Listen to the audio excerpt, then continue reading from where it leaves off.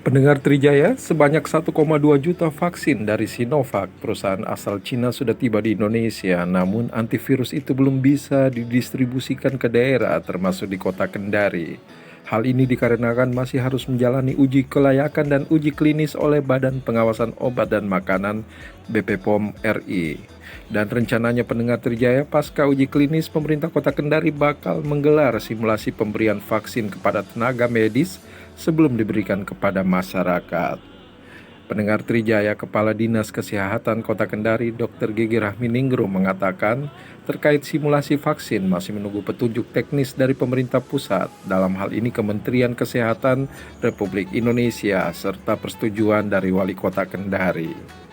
Kendati demikian pendengar, jika vaksin tiba di Kota Kendari, maka pihaknya akan memprioritaskan tenaga kesehatan sebagai pihak pertama yang akan mendapatkan vaksin. Bila vaksin tiba di Kota Kendari, tentu yang diprioritaskan adalah tenaga kesehatan sebagai kelompok yang paling berisiko terhadap penularan COVID-19.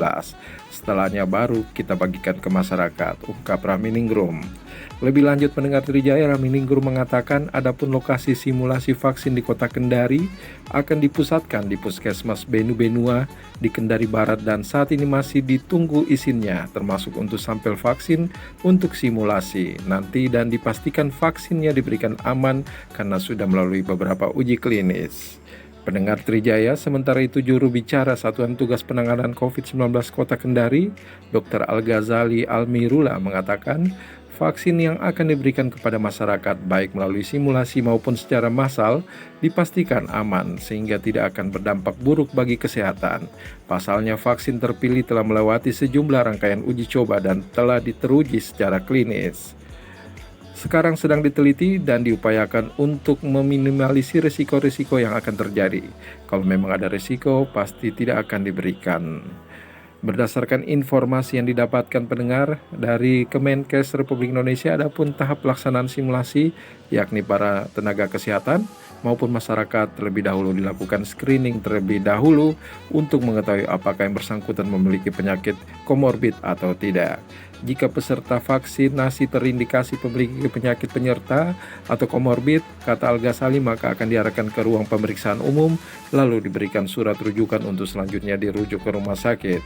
Sementara bagi peserta yang sehat dapat menerima vaksinasi tahap pertama. Usai penyuntikan vaksin, peserta tidak langsung pulang, melainkan harus menunggu selama 30 menit guna melihat apakah ada efek samping atau tidak. Sembari menunggu, nantinya petugas puskesmas akan memberikan sosialisasi protokol kesehatan dengan selalu ingat pesan ibu memakai masker, menjaga jarak, dan mencuci tangan, serta penerapan pola hidup bersih dan sehat di seluruh tatanan kehidupan. Pendengar Trijaya, jika vaksinasi tahap pertama selesai, nanti peserta akan diimunisasi lagi 2 minggu kemudian. Dan nanti dievaluasi hasilnya, kalau berhasil maka akan dilakukan vaksinasi secara massal, tutup Dr. Al-Ghazali. Demikian, Hengki Iriawan, MNC Trijaya FM.